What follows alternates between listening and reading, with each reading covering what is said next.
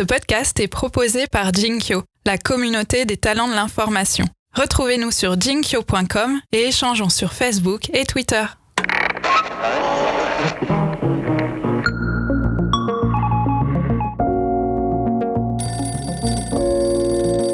Ce qu'on se dit sur WhatsApp, c'est qu'on est entre les amis et la famille. Enfin, généralement sur WhatsApp, vous avez ça. Et vous allez y mettre un média.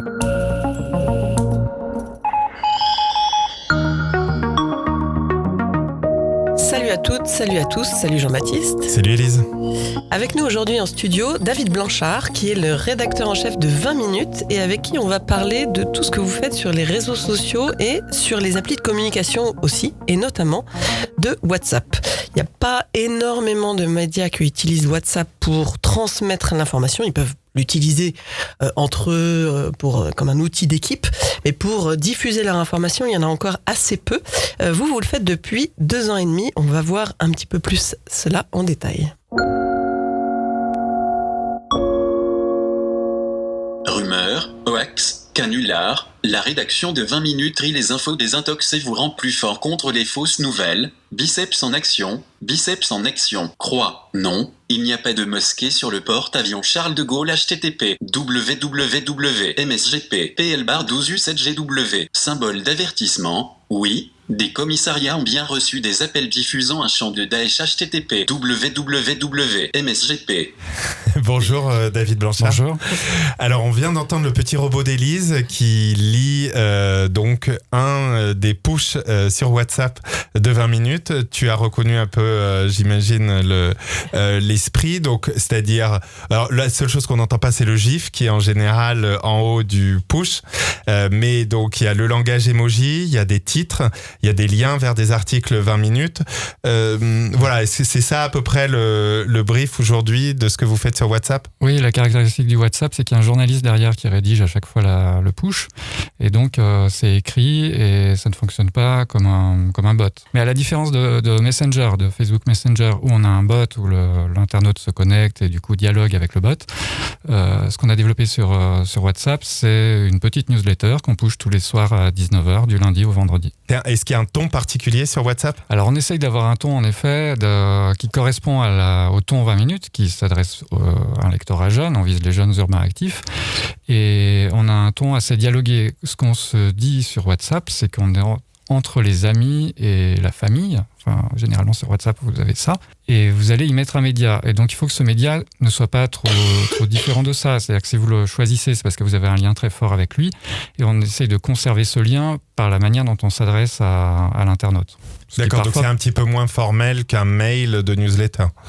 Ah oui, complètement. Enfin, ça nous oblige aussi à retravailler nos newsletters d'ailleurs. Enfin, quand on a lancé ça, en parallèle, on avait des newsletters automatiques. Et ce qu'on se dit là depuis 6 mois, 1 an, c'est que la newsletter est en train de devenir un des formats pour les médias, pour avoir un taux fort de clics en fait dans la newsletter. Et c'est quelque chose qui nous appartient en fait. Les gens qui vont lire une newsletter, qui vont lire un WhatsApp, ce ne sont pas les gens qui viendront par Google. Et développer son propre lectorat, c'est évidemment le Graal pour tout média. Et alors il me semble, je ne sais pas ce que toi tu as comme expérience là-dessus, que c'est très utilisé par des journaux en Inde notamment. Alors oui, effectivement, dans certains pays, c'est ultra utilisé. Moi, en fait, ce qui m'a fait penser qu'il fallait qu'on se développe sur WhatsApp, c'est en allant en Asie. Et notamment à Singapour, en Malaisie. Il y a une utilisation de WhatsApp vraiment au quotidien, mais même vous êtes dans l'aéroport, il y a un problème dans les toilettes, hop, vous avez un numéro de téléphone sur lequel vous pouvez vous connecter, envoyer le problème, et du coup, j'imagine qu'ils le résolvent dans la foulée. Idem en Afrique, c'est ultra utilisé WhatsApp. En France, on voit bien, enfin moi, je l'utilisais, puis je voyais bien que ma mère commençait à l'utiliser, que vraiment toute la famille commençait à s'y mettre et qu'il y avait un truc qui se passait, quoi. Et donc, comme nous, on essaye d'être présents sur toutes les plateformes. Après, c'était comment est-ce qu'on arrive à s'inscrire là-dedans, parce qu'on cherchait à développer une nouvelle plateforme. On avait fini d'installer Instagram dans toutes les locales. Et voilà, c'est aussi un petit peu challengeant pour les journalistes de se dire, on a un truc que personne n'a, quoi. Donc du coup, tu as ce petit déclic. Comment ça commence concrètement ? Alors après, c'est avec la tech. L'avantage à 20 minutes, c'est qu'on a une équipe tech qui est très proche, même physiquement, de la rédaction. Et du coup, il y a eu une réflexion avec eux sur comment est-ce qu'on peut développer ça au quotidien. Sachant qu'on avait une expérience précédente au niveau des sports, là, de la Coupe du Monde de rugby, mais il y a 4 ans maintenant, et ça avait été ponctuel, ça avait très bien marché, mais à l'époque, le chef de service des sports qui avait eu l'idée de ça, il passait un temps infini parce qu'il fallait qu'il rentre tous les numéros à la main, comme dans un groupe WhatsApp familial ou amical. Voilà, exactement. Donc on s'est aussi appuyé sur cette expérience-là, mais on n'arrivait pas à trouver le truc qui fasse que ça puisse fonctionner différemment.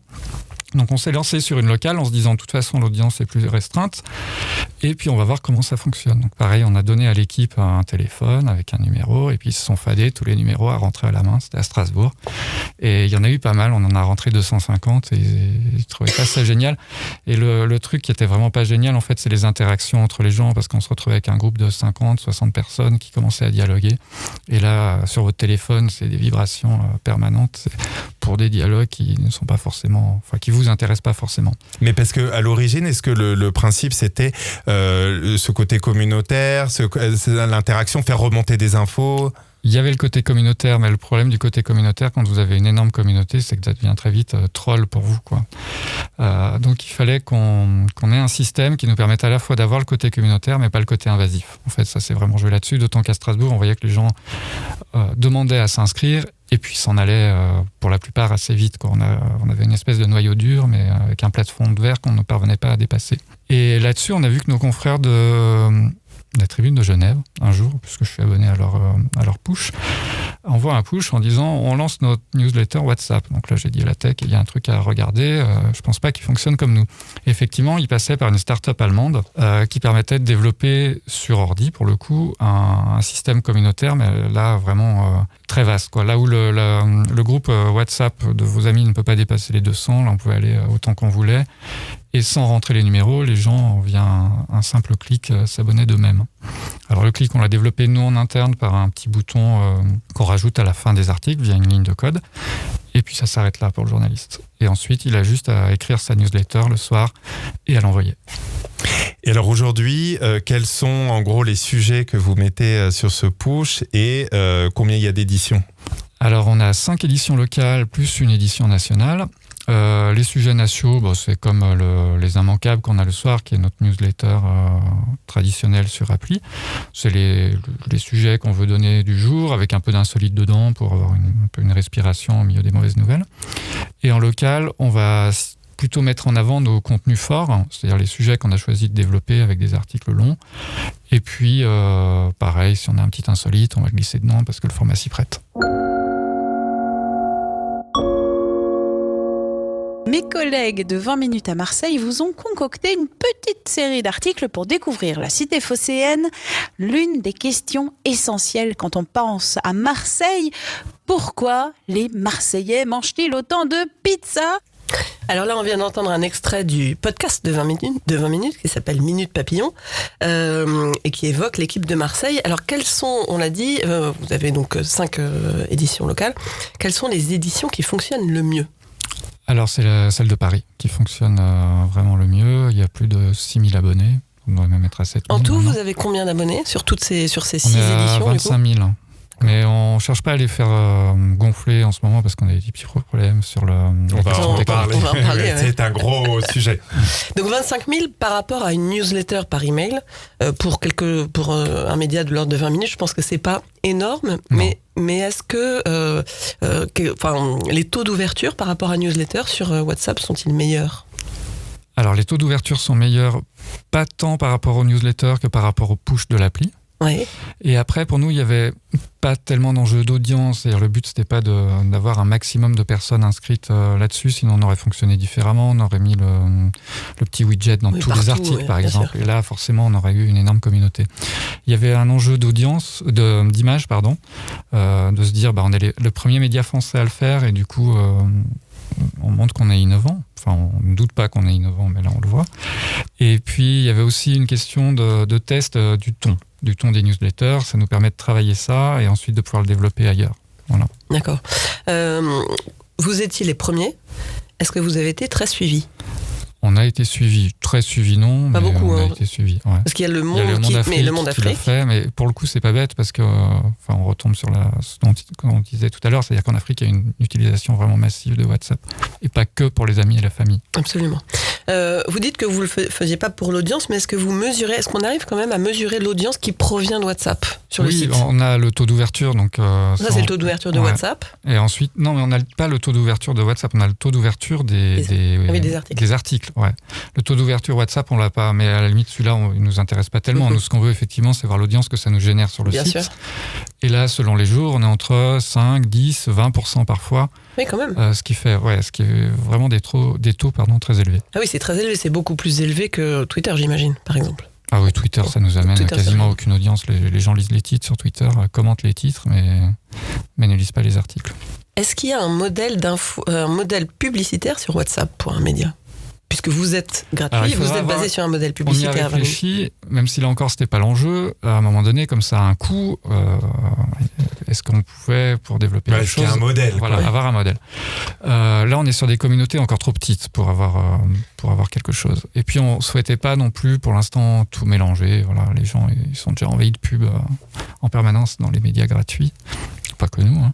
Et donc là, c'est un petit espace où il n'y a pas de pub, en sachant de toute façon, quand ils arrivent sur l'article, il y a un environnement publicitaire, parce qu'il faut bien qu'on vive. Et du coup, il y a quand même des revenus qui sont générés.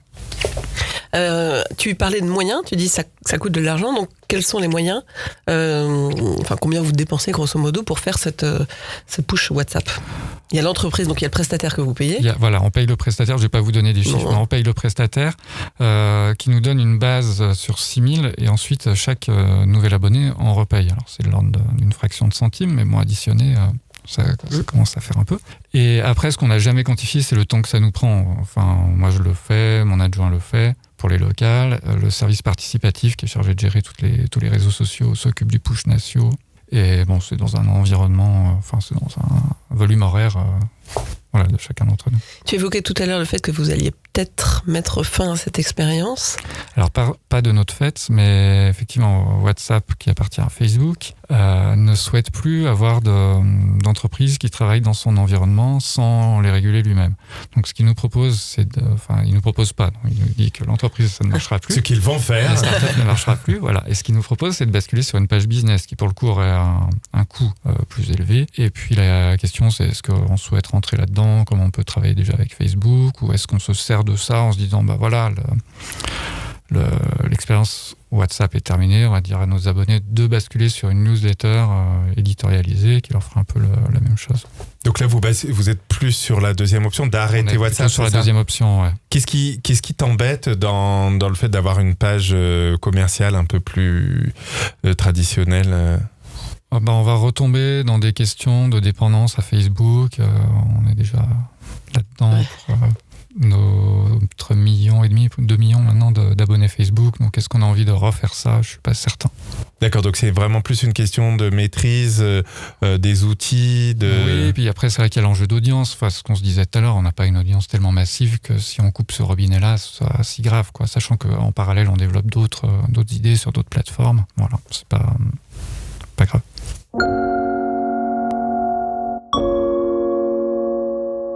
So they say, dance for me, dance for me, dance for me, oh, oh. I never seen anybody do the things you do before. They say, move for me, move for me, move for me, hey, hey. And when you're done, I'll make you do it all again. Alors vous êtes peut-être en train de vous demander ce qu'on est en train d'écouter. C'est un extrait de musique qui cartonne sur TikTok. Voilà, Élise a fait la présélection. Et TikTok, pour ceux qui ne connaissent pas cette appli, est bien chère aux adolescents. On était resté à Queen Eva, moi. J'ai un peu de retard. Oui, voilà, mais c'est pour ça qu'il faut toujours demander à Élise. Ceci dit, oui, mais on va diffuser dans quelques semaines. Peut-être que dans quelques semaines, terminé. C'est exactement. Alors voilà, l'intérêt de TikTok, et en particulier pour les médias et pas seulement, c'est que l'audience est très jeune. On voit des ados qui se filment en playback ou en train de danser sur une musique. Et grosso modo, l'intérêt, c'est d'essayer de faire des déclinaisons marrantes d'un même extrait. Et donc, aujourd'hui, j'imagine que toi aussi, tu regardes un petit peu ce qui se passe sur TikTok. Et qu'est-ce que tu en penses ? Qu'est-ce qu'on peut faire comme info là-dessus ? Alors, plus que moi, c'est mon homologue rédactrice en chef en charge de tout ce qui est développement des réseaux sociaux. On regarde effectivement plusieurs plateformes.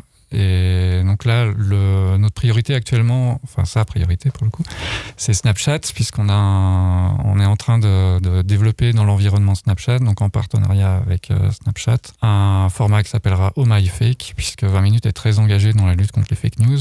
Et donc ce sera un format dédié à Snapchat vidéo pour expliquer ce qui est fake news.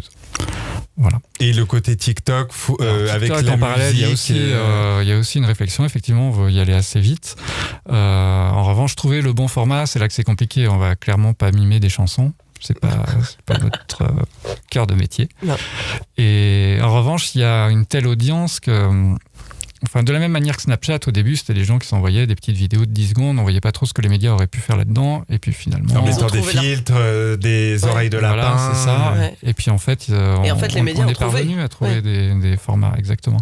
Donc là, la même chose pour TikTok, il faut juste qu'on réfléchisse à quel format va bien correspondre à la plateforme, et ensuite, on ne doute pas que les gens regarderont nos vidéos. Parce que c'est ça l'idée, il faut prendre le temps d'aller sur ces réseaux, de comprendre comment ils fonctionnent, de tester des choses. Voilà, pas faire n'importe quoi non plus, au risque de se ridiculiser. Enfin, En même temps, il faut tester aussi, puis voir si ça fonctionne. Voilà. C'est ce qu'on a fait aussi sur WhatsApp. Vous faites des tests en interne ? Comment vous procédez dans ces cas-là ? Sur le format Oh My Fake, oui, il y a eu plusieurs tests en interne, et puis à la fin, il y a eu une proposition remontée à Snapchat. Alors donc tu disais que WhatsApp, a priori, pour vous, ça va s'arrêter. Est-ce que dans les applis équivalentes, type, je sais pas, que ce soit Telegram, Viber, Signal, enfin des choses que les gens reçoivent directement et avec lesquelles ils communiquent avec leur famille et leurs amis, est-ce qu'il y en a d'autres qui pourraient remplacer ? Alors Telegram, on y a songé avec la même entreprise d'ailleurs qui nous proposait également un développement sur Telegram, mais on va pas. Enfin, la réflexion elle est pas sur le fait d'avoir un système similaire. Ce serait plutôt comme ce qu'on a sur Facebook Messenger avec un bot, et puis on pose les questions, enfin on l'interroge sur l'actu et le bot vous renvoie les articles qui correspondent à vos souhaits. Parce qu'il y a ce côté intéressant, je trouvais que tu disais d'être dans un environnement finalement très de sa vie proche, quoi, avec ses proches. Est-ce que vous perdez pas quelque chose du coup en étant plus sur WhatsApp ? Peut-être qu'on perd un peu. Maintenant, le format qu'on nous propose ne correspond pas pour l'instant à ce qu'on souhaite faire. Donc voilà. Et sur Telegram, du coup, ce que tu disais, le bot, c'est possible de le développer ? Le bot, c'est possible sur Telegram. Ouais. Enfin, c'est la technique qui nous dit ça. Moi, je suis pas codeur. Donc... Alors il y a d'autres endroits sur lesquels sont beaucoup les jeunes, c'est tout ce qui concerne les jeux vidéo. Alors il y a Twitch où on peut donc du coup commenter et regarder des matchs de e-gaming en live. Qu'est-ce qui dans cet univers-là ? Et on avait reçu. Et on a eu reçu d'ailleurs Jean Massier qui fait de l'info. Lui, il commente les débats à l'Assemblée nationale sur Twitch. Est-ce que vous avez réfléchi à Twitch et à tout cet univers en fait qui tourne autour des grands jeux de e-gaming? Oui, on vient de lancer ce qu'on appelle une verticale e-game, où donc c'est un article par mois. C'est notre service des sports d'ailleurs qui fait ça. Et donc on va développer ça au long, de telle manière à donner vraiment de l'info et l'actu de ces sujets qui sont vraiment très, très au cœur de la vie des jeunes. Et ensuite, on a également la réflexion, mais tout est enfin pour l'instant ça ne s'est pas concrétisé, d'aller sur ces plateformes de jeux, Fortnite, Twitch, de voir comment est-ce que il y a un énorme potentiel d'audience, comment est-ce que nous, à cette audience-là, on peut lui apporter de l'info qui l'intéresse, quoi.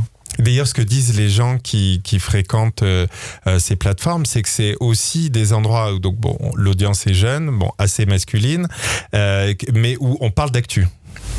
Oui, forcément. Donc qu'est-ce qui s'y dit, et l'idée c'est ça, c'est d'être là où ce débat se fait. Exactement. On peut pas 20 minutes encore une fois, c'est les jeunes urbains actifs. Donc garçons et filles bien sûr, mais on peut pas, quand il y a une énorme communauté qui se crée, regarder ça d'un air dédaigneux. C'est pas parce que ça c'est du jeu vidéo que ça ne nous intéresse pas. En plus, on parle beaucoup de jeux vidéo, on parle donc désormais de e-game aussi. Voilà, c'est vraiment au cœur de nos préoccupations. Mais d'aller leur donner ce que vous faites vous, c'est-à-dire l'information. Évidemment. Ça me fait penser à c'était quoi, Second World, il y a une dizaine d'années. Avec les avatars. Oui, avec les avatars, il y avait même Libération. Enfin, il y avait certains médias qui avaient été se mettre dans Second World pour être effectivement là où les gens allaient. Bon, ça n'a pas duré. Ça n'a pas forcément fonctionné. Mais après, l'idée à chaque fois là-dedans, c'est pas de se dire que il y a des choses qui vont marcher, il y en a d'autres qui marcheront pas. Ne pas hésiter à abandonner ce qui ne marche pas. Et ensuite, ça permettra de développer ce qui fonctionne. On le voit avec Facebook, par exemple. Au début, quand on s'est lancé sur Facebook, on avait des petites communautés, ça nous apportait pas d'audience. Et puis d'un coup, ça a explosé. Et là, on était, comme on était parmi les premiers et avec déjà une très forte communauté, ça nous a forcément valorisé aux yeux des utilisateurs. La seule question, c'est qu'il faut prendre du temps quand même. À chaque fois qu'il y a une nouvelle plateforme, l'étudier, prendre le temps, on n'a pas toujours. Voilà, et c'est pour ça qu'on a un service qui est dédié à ça, avec 5 personnes, qui en même temps met les articles sur les réseaux, et puis réfléchit aux nouveaux formats, aux nouvelles plateformes, à ce qu'il faut investir, ce qu'il faut délaisser. Est-ce qu'il y a d'autres plateformes que j'ai peut-être oubliées, qui sont en train d'émerger ? Non, on est très Instagram là depuis un an ou deux. Ça, vraiment, c'est une plateforme qui se développe beaucoup. Alors pour nous, il n'y a pas de lien actif, donc c'est pas hyper génial. Mais en termes d'image, c'est vraiment bien, parce que sur Instagram, il y a beaucoup de bienveillance, ce qui nous change de Twitter. Et puis ça met en avant nos contenus photos, nos contenus vidéo. On fait beaucoup de stories sur Instagram, qu'ensuite on décline sur Facebook ou sur d'autres plateformes. Et voilà, ça, Instagram, même si ça ne nous génère pas l'audience directe, en tout cas, ça nous a vraiment permis de nous questionner sur l'utilisation de la vidéo et l'utilisation des stories. Avec les stories, ça vous génère pas d'audience, le lien qu'on peut mettre, le voir plus ? Si, mais la story en soi, déjà, pour nous, elle est intéressante, en fait. Et effectivement, si ça génère du clic en prime, tant mieux. Mais c'est en prime, quoi. Mais c'est en prime, ouais. Merci beaucoup, David Blanchard, d'être venu jusqu'à nous. Je vous en prie, merci à vous de m'avoir invité. À très bientôt. Salut Élise. Salut. Et rendez-vous la semaine prochaine. Aparté est un podcast produit par Jinkyo. Il est animé par Élise Colette et Jean-Baptiste Diebold. Notre expert du son et de la réalisation, c'est Raphaël Belon. La communication et les réseaux sociaux d'Aparté sont animés par Laurie Lejeune. Le design graphique a été imaginé par Benjamin Leble et la musique composée par Boris Leble. Vous pouvez retrouver Aparté sur Instagram, en 2 mots, comme en latin, A, plus loin, Parté. Plus loin, podcast. Comme en anglais. Non, comme en latin. Bon, bref, c'est un balado francophone. Aparté podcast. Posez-nous vos questions, suggérez-nous de nouveaux invités, envoyez-nous des étoiles et des commentaires. Et si vous n'aimez pas Instagram, vous pouvez aussi nous contacter sur Twitter. Elisco, ELIZCO. XJBDX. Merci pour votre fidélité.